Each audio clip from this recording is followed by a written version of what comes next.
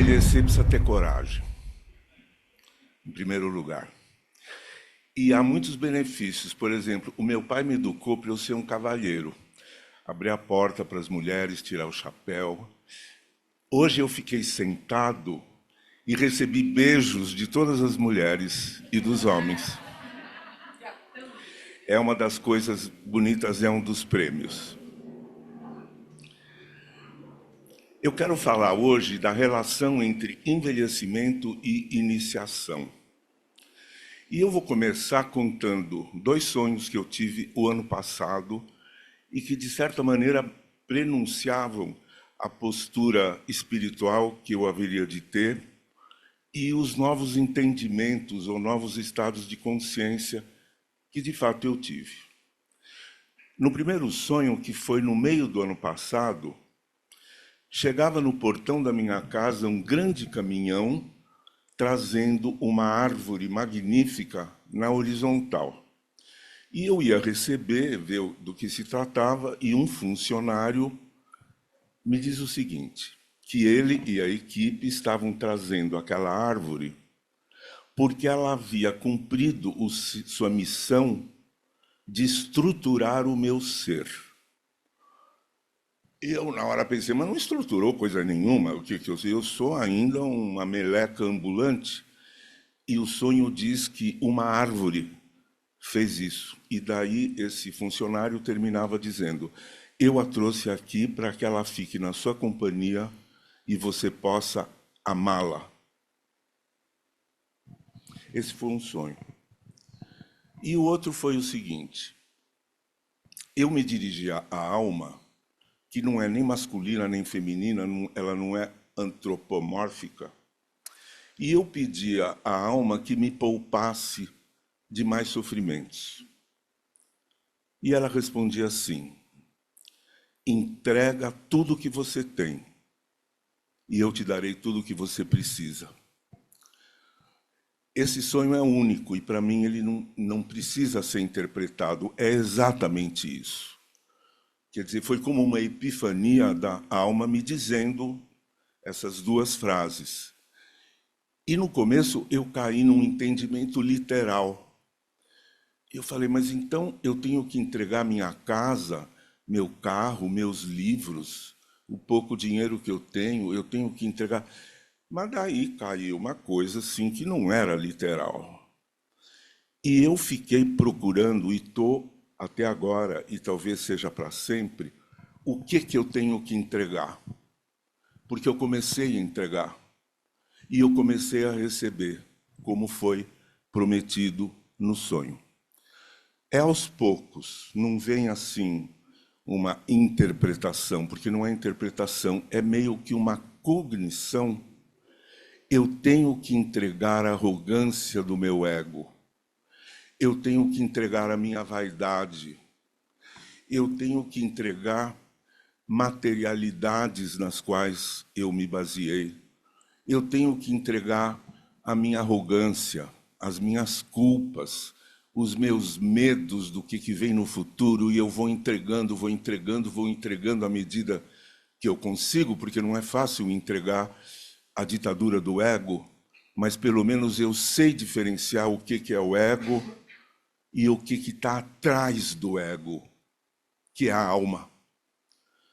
Para que eu possa receber a força da alma, eu preciso ter a sorte de que o ego se distraia. Porque ele é tão inseguro, o ego é a maior desgraça e a maior maravilha. É o grande paradoxo, é o ego, porque sem ele a gente está psicótico, a gente está inconsciente. Mas com ele monta no ego e cria uma arrogância e uma ditadura que impede o amor e a iluminação. Então, este sonho me preparou para o que viria a acontecer há 1 ano atrás, que era o diagnóstico de um câncer, um linfoma não Hodgkin. Eu já estava preparado por esse sonho. Eu enfrentei a quimioterapia de maneira absolutamente tranquila. Às 6 etapas da infusão de 3 elementos químicos poderosíssimos, eu nunca me senti tão tranquilo na vida. É bobo? O que está tranquilo? Eu estava tranquilo. E a quimioterapia exige de nós uma capacidade de suportar os efeitos colaterais que não é para criança. E foi lá que a alma me ajudou. Assim, eu sabia que ia haver efeitos colaterais, mas eu não sabia quais seriam. Então, hoje eu tomo a quimioterapia, que é injetada num catéter aqui subcutâneo. Vou para casa. Muitas vezes eu fui sozinho para o Einstein. Eu vou junto, eu vou junto. Falei, não, eu vou sozinho. Pegava a minha bengalinha, ia lá, passava o dia. E 3 dias depois, mais ou menos, começavam os efeitos colaterais. Eu prestei muita atenção neles. O primeiro era um sábado. Eu estava sozinho em casa. Eu sou viúvo, eu moro sozinho, mas tenho 2 funcionárias maravilhosas. Era sábado. E eu imaginei, ou pensei, eu preciso alimentar o meu corpo. Vamos começar tomando água. Então, eu fui até a cozinha, peguei água. A água tinha gosto de água podre. E era como se eu conversasse com o meu corpo, dizendo, como é que eu posso te dar água podre? Eu falei, deixa eu ir até a geladeira. Eu abri a geladeira e parecia uma instalação de arte. Tinha mamão, tinha suco de laranja, tinha uns potinhos com comida. Mas ao olhar aquilo, aquilo não evocava em mim a imaginação do paladar. Nem eu salivava, nem eu tinha vontade nenhuma de comer, porque aquilo não era comestível. A comida se tornou instalação de arte. E eu falei, e agora? O que eu vou fazer? Aí, baixou em mim uma lembrança que era o seguinte, a luta contra o câncer. Eu falei, mas o que isso daí veio fazer aqui comigo? Isso aqui entrou. Não foi difícil. Nos anos 50, minha mãe foi voluntária no Hospital AC Camargo, Hospital do Câncer. Ela trabalhava com a dona Carmen Prudente, toda semana ela ia lá, e às vezes eu ia com ela. E eu falava, mãe, o que é câncer? E ela dizia, câncer é que nem essa unha de gato que cresce na parede, é que nem um musgo que vai crescendo, crescendo. Essa era a explicação da minha mãe. Mas eu falei, luta contra o câncer, que hoje não se fala mais porque existe quimioterapia, como eu estava tomando. É porque eu tenho que lutar. Então, que luta que é essa? É uma luta épica. O inimigo são as células gigantes cancerosas que o inimigo me atacou. Então, a batalha vai ser uma batalha de defesa contra um ataque. Qual que é a defesa? É a quimioterapia. E onde é o campo de batalha? É no meu corpo. Então, Robertinho, você vai sangrar, vai cortar na pele, vai doer, mas você há de vencer, porque você vai virar um herói. Nessa hora, organizou-se o arquétipo para mim. Eu estou vivendo o arquétipo da luta épica, e eu não sou covarde, eu vou lutar e eu vou ganhar essa batalha, como de fato eu ganhei. Mas o interessante é que me visitou a minha mãe. Ela me visitou me dando a dica arquetípica para que eu, usando meus conhecimentos junguianos, percebesse que luta contra o câncer era a consigna para eu descobrir o que é o primeiro instinto, que foi a discordância do Jung e do Freud. Não é um instinto sexual, é a preservação da vida. Então, eu fiquei certo de que eu ia atuar o instinto de preservação da vida. Graças à minha mãe, que nunca leu um livro na vida. Ela não conheceu Jung, mas ela me visitou e mais. Naquele sábado, eu não conseguia comer nada. E me voltou algo que ela me dava. Eu era garoto, adolescente, que era no liquidificador americano, que naquela época nem tinha brasileiro, leite gelado e uma maçã descascada, bata no liquidificador. Eu me lembrei imediatamente do sabor daquele leite com maçã. Peguei leite, peguei maçã, bati no liquidificador. Foi a única coisa que eu consegui comer. Então, é uma visitação pós-morte da mãe. O meu pai não apareceu, ele não compareceu, deixa ele quieto lá. Mas ela compareceu dessa maneira muito emocionante. Isso foi no primeiro intervalo entre a químio, não, perdão, segunda aplicação, e foi o efeito colateral aí. Houve efeito colateral em todas as outras. E eu descobri que para a gente envelhecer, a gente tem que aprender a entregar, mas a gente tem que prestar atenção no que está acontecendo no nosso plano sutil. Prestar atenção, até para não tropeçar, mas prestar atenção no que está ocorrendo na minha psique nesse ponto da minha vida, não é, Iraci?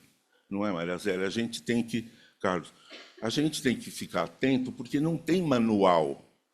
E a bobajada que se fala é uma bobajada projetiva, que não interessa muito, né?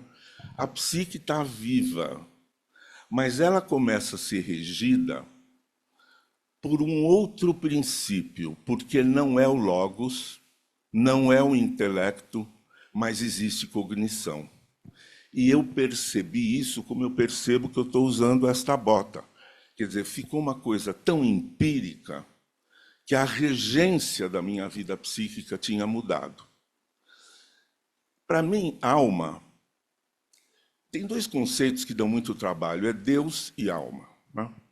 O Deus antropomórfico, Yahvé, que é um velho chato, guerreiro, é uma projeção humana.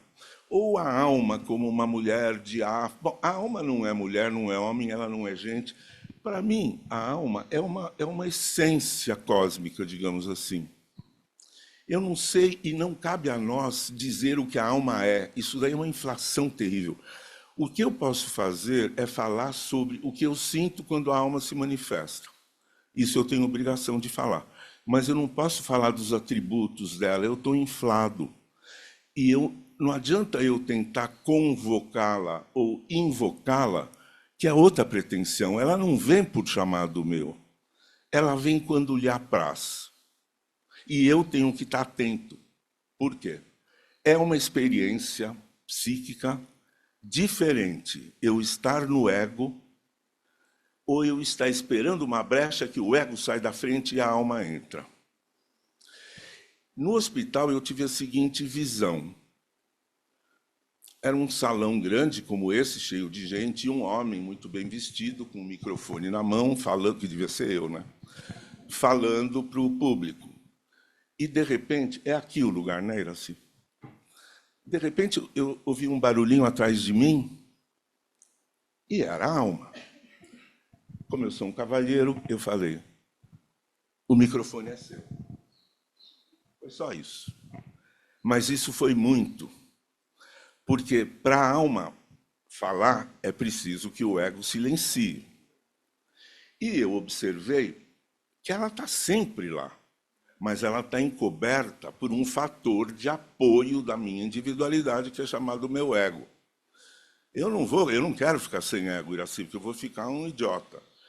Mas eu tenho que aprender que tem horas que ele tem que sair de cena.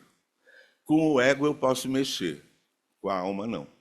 Tanto que eu tenho usado uma linguagem... Me ajuda aqui, deixa eu ver se eu consigo ficar de pé. Põe para frente. Se me der tontura, eu... Deixa aí, tá bom. Eu tenho usado uma linguagem religiosa. Eu digo assim, uma visitação da alma. Ou eu digo, é um atravessamento. Então, não é uma imaginação ativa, não é uma criação do intelecto, mas é uma experiência cognitiva.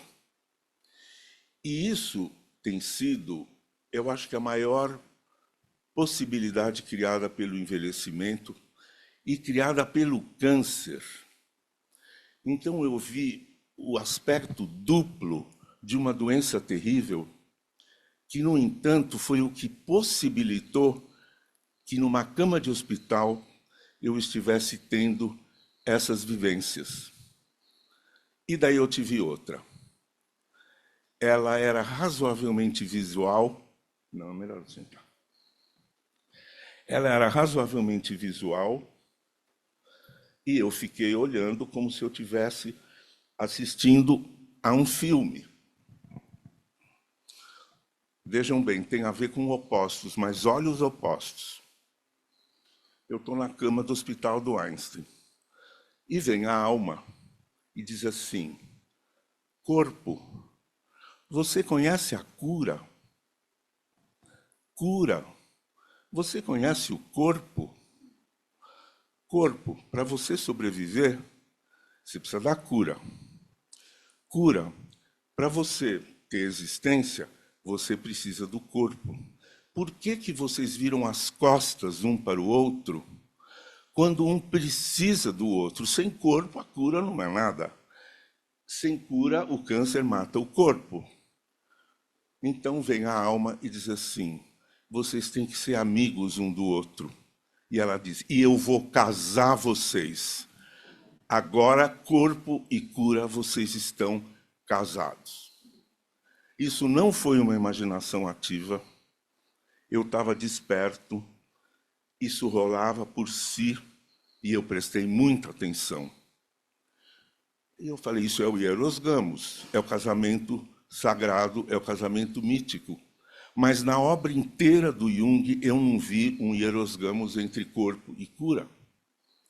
Foi uma criação da alma. E aí eu comecei a pensar o que é cura.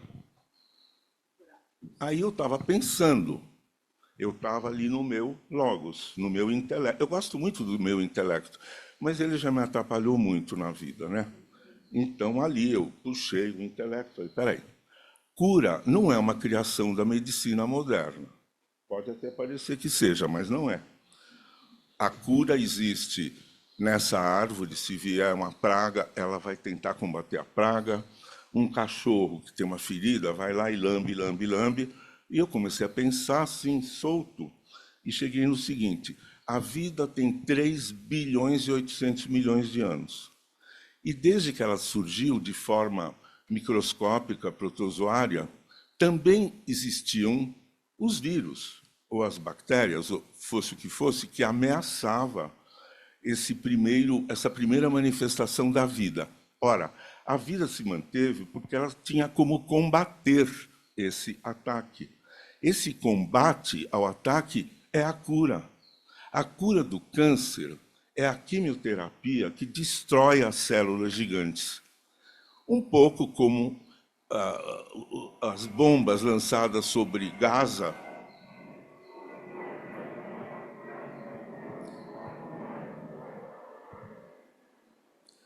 que é dito, essa bomba vai cair aqui. Ela cai ali, mas ela destrói também o que está em volta. A quimioterapia é igualzinha. Ela vai lá, ela mata as células, mas o resto fica meio atrapalhado, né? Então, essa visitação do casamento sagrado me fez refletir sobre a cura e abriu o meu corpo para a cura. No hospital me diziam, puxa, o senhor, com a sua idade, aqui tem às vezes homens de 30, 40 anos, eles não aguentam a quimioterapia. Na segunda sessão eles abandonam. E o Nelson Hammerschlag, que é um grande especialista, era o meu médico, ele ia conversar com eles e dizia, olha, isso está testado, sua experiência. Cara, com bíceps, tudo isso, não, eu não aguento, é horrível, eu não quero mais, eu vou parar a quimioterapia. E ele dizia, mas há estudos que parando, o câncer volta e cresce bem. Aí não é só a questão da coragem, é a questão que o meu corpo e a cura estavam casados pela alma. Como é que eu vou abandonar? Então eu separo. vai haver um divórcio no Hierosgamos? Eu falei, não. Então, o meu corpo recebeu toda a química.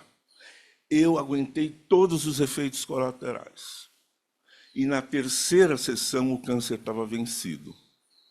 Só que o PET scan, porque você faz um PET scan no começo, no meio e no fim. É ele que aparece tudo pretinho, né, o que está inflamado. E no terceiro já não tinha mais câncer, mas o laudo saiu depois, então eu fiz a quarta sessão e eu já não tinha mais câncer, mas eu não sabia. E a quinta e a sexta eu fiz assim, exultante, mas mesmo assim tinha efeito colateral. E quando eu saí do hospital com a notícia, já tinha feito a quarta, mas que o câncer tinha sido vencido, eu liguei para o médico e falei assim, eu não sei se eu choro, se eu grito para o céu ou se eu danço a dança de Zorba. Que foi o que eu fiz, está no YouTube. Eu fui dançar a dança de Zorba, que é da minha juventude, é uma maravilha, é um hino à vida, e eu sabia que eu estava curado, mas eu esperei o fim para fazer isso. Mas eu quero voltar no Hierosgamos. Sempre tem aqueles amigos que dizem assim, eu conheço um pai de santo que cura. Eu falei, muito obrigado, pai de santo. Eu conheço um que benze e tira todas as energias negativas. Eu falei, muito obrigado. Olha, tem aqui um pó de uma árvore que vem da África. Deus diz assim, eu tenho a melhor medicina do Brasil e eu tenho a alma. O que mais eu preciso? Então, um amigo meu que gosta de falar esses assuntos assim, alma e tal, ele veio que queria me levar para não sei onde. Eu falei assim, mas se você está com a alma, você precisa de mais alguma coisa? A gente tem que respeitar. Ela não é uma rainha, não é nada, mas ela é tão maior do que tudo que é uma ofensa até. Né? Se o meu corpo casou com a cura, eu não preciso de mais nada. Então, isso também foi uma postura que ficou muito clara para mim, qual era a postura que eu tinha que assumir. Né? E eu sentia, como é que eu vou dizer? O meu amor próprio ficou alimentado por eu suportar os efeitos colaterais. Assim como nós que temos 80 ou mais anos e trabalhamos, eu trabalho porque eu ainda sustento família, mas trabalhar é para a nossa dignidade. A gente aguenta e fica melhor. Por que será? Quem passou dos 80 anos pagou todos os pedágios de todas as estradas, então as estradas estão livres. Você vai onde você quiser. Ninguém manda em mim. Ninguém manda em mim. Eu não vou ficar pelado no meio da rua, mas o resto, que está num âmago de decência, eu só faço o que eu quero. E o analista? Eu nunca fui muito preso às convenções. O analista não pode falar de si, não pode ter... Eu nunca fui assim. E agora, mais ainda, todos os meus pacientes sabem da minha doença. Os que vão na minha casa veem como é que eu estou. Isso tem um efeito terapêutico de o analista que está doente, mas o analista compartilha, eu não tenho que esconder. Então, isso acaba virando uma coisa curativa. Então, estamos aí de novo, o casamento com a cura. Não teve nenhum paciente que ficou assustado comigo ou que achou que eu fosse morrer, mas veio mais. Em junho, agora, eu tive que ser internado de novo. E o meu queridíssimo Vitor Palomo, que está aqui presente, junto com um grande amigo meu, ambos me levaram para o pronto-socorro, porque eu não conseguia me levantar. Eu estava trocando as palavras, a minha memória tinha ficado muito ruim, e ambos, contra a minha vontade, me levaram para o pronto-socorro. E eu perdi a virgindade porque eu andei de ambulância pela primeira vez na vida. Fui num camburão, a ambulância do ar parecia um camburão de polícia. Cheguei lá, era de noite pelos fundos, e daí vem a imaginação ativa, né? Quando abri o camburão, eu falei assim, eu sou do Hamas e vou entrar no Einstein cheio de metralhadora. E fui internado, e demorou muito para ter um diagnóstico, muito. Então tinha 3 equipes, né? A hematológica, oncológica, tinha uma neurológica e tinha uma psiquiátrica, porque Iraci me deu uma depressão, vontade de me matar com aquela depressão, e estavam assim. Eu fiquei 20 dias no hospital. No dia que eu completei 24 é bom, 80 anos, eu estava fazendo ressonância magnética do cérebro. E eu ia fazer uma festa para 200 pessoas. Eu falei, esta é a minha história, essa é a minha festa. Eu estou cuidando da saúde porque eu vou viver até os 90 anos. E essa hospitalização também rendeu pano para manga, porque eu tive que ficar muito tempo no hospital, e daí veio o diagnóstico.